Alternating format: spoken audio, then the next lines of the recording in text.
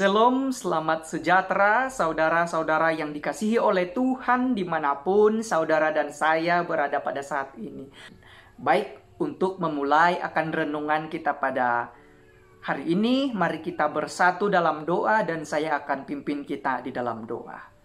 Bapa Surgawi, terpujilah nama Tuhan. Pada saat ini kami mau mendengar akan firman Tuhan. Urapi kami dengan Roh Kudus Tuhan supaya kami mengerti akan firman Tuhan ini. Ampuni kami dari segala dosa pelanggaran supaya kami layak di hadapan Tuhan. Dalam nama Yesus kami sudah berdoa. Amin. Baik saudaraku yang kekasih dalam nama Tuhan Yesus. Rahasia hidup yang diberkati oleh Tuhan. Bahagian ketiga. Ayat inti kita tetap di dalam Kolose pasal yang ketiga, ayat 16 dan juga 17, di mana kata kuncinya adalah segala sesuatu yang kita lakukan dengan perkataan ataupun perbuatan, lakukanlah semuanya itu di dalam nama Tuhan Yesus sambil mengucap syukur kepada Bapa kita. Sebagai seorang penata layan, dengan mengelola ataupun mengawasi harta benda di dunia. Hal yang ketiga yang dipercayakan Tuhan bagi setiap manusia adalah penata layan terhadap uang. Saudaraku, roh kedermawanan ataupun roh memberi itu adalah roh surgawi. Kita sebagai umat percaya didorong untuk mengembalikan persepuluhan. Berapa banyak? 10% dari hasil pertama dari segala penghasilan kita. Itulah yang tertulis dalam Amsal pasal yang ketiga ayat 9. Karena itu adalah merupakan suatu kewajiban kita kepada Tuhan. Dengan kata lain, mengembalikan persembahan dan juga persepuluhan. Ataupun khususnya setelah perpuluhan tadi adalah persembahan. Itu adalah tanda syukur kita dan tanda terima kasih atas berkat yang diberikan Tuhan oleh kita. Untuk persembahan tidak ditentukan hasilnya, tapi persepuluhan itu harus kita kembalikan 10% dari hasil pertama penghasilan kita. Baik saudaraku, apa manfaat jika kita mengembalikan persembahan dan juga persepuluhan? Di dalam Kisah pasal 20 ayat 35, di mana kata kunci yang ada di sana adalah lebih berbahagia memberi daripada menerima. Bukan itu saja, tetapi manfaatnya kita memberi adalah tabiat Yesus Kristus dikembangkan dalam diri kita seperti kedermawanan, suka menolong, simpati, kasih, empati, dan juga tidak mementingkan diri.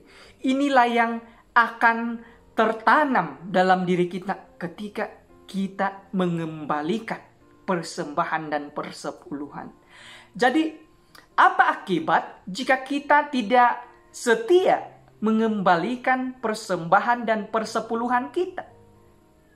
Mari kita buka di dalam kalau kita baca di dalam Maliaki pasal 3 ayat yang ke-9, di sana sangat jelas adalah kita akan kena kutuk. Bahkan kita telah menipu Tuhan.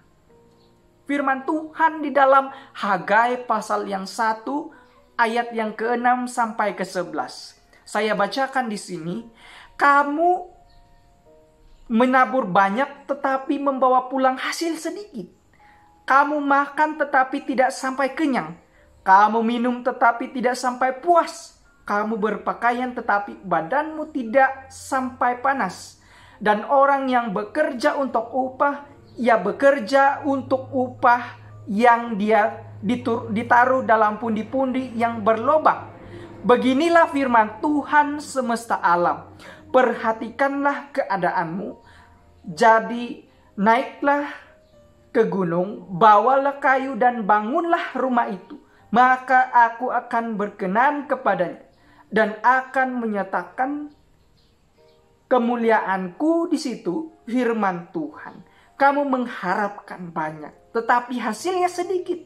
Dan ketika kamu membawanya ke rumah, aku menghembuskannya. Oleh karena apa? Demikianlah firman Tuhan semesta alam. Oleh karena rumahku yang tetap menjadi reruntuhan, sedang kamu masing-masing sibuk dengan urusan rumahnya sendiri. Itulah sebabnya langit menahan embunnya dan bumi menahan hasilnya. Dan aku memanggil kekeringan datang ke atas negeri, ke atas gunung-gunung, ke atas gandum, ke atas anggur, ke atas minyak, ke atas segala yang dihasilkan tanah, ke atas manusia dan hewan, dan ke atas segala hasil usaha.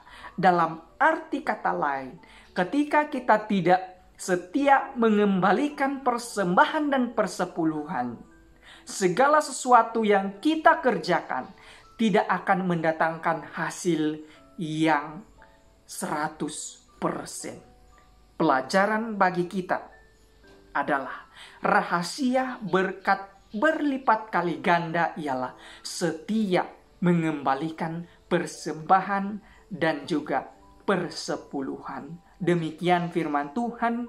Tuhan memberkati. Kita berdoa.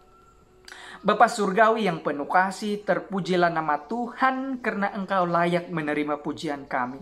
Sekali lagi kami datang ke hadirat Tuhan, memohon keampunan supaya Tuhan mengampuni kami, supaya kami layak di hadapan Tuhan. Allah Bapa di sorga, kami sudah mendengar akan firman Tuhan tentang penatalayan uang. Terima kasih atas pelajaran ini. Kami dapat motivasi di mana kami seharusnya kami setia mengembalikan persembahan dan persepuluhan kami supaya hidup kami diberkati berlipat kali ganda.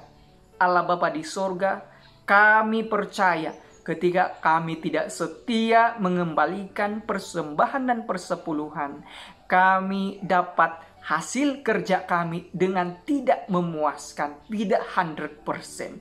Terima kasih karena Engkau akan memberkati kami dalam melewati segala sesuatu pekerjaan yang kami hadapi. Inilah doa kami, Tuhan memberkati para anak-anak, para anak muda, para orang dewasa, para orang tua, para veteran yang mendengar akan firman Tuhan ini. Dalam nama Yesus kami sudah berdoa dan mengucapkan syukur. Haleluya. Amin.